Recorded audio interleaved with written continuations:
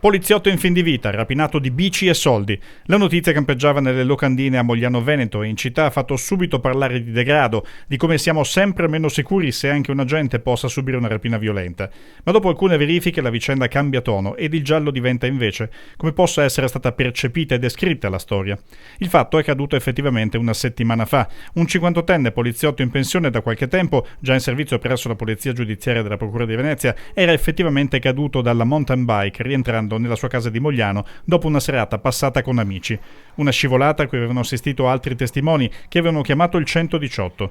Da Treviso era partita un'ambulanza che ha trasportato l'uomo all'ospedale Cafoncello, dove è stato ricoverato in stato di incoscienza.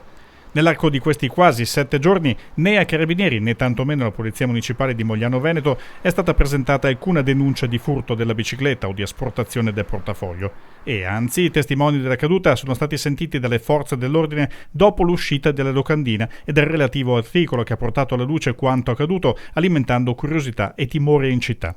Il giallo avrebbe dunque una soluzione più semplice di quanto si potesse pensare.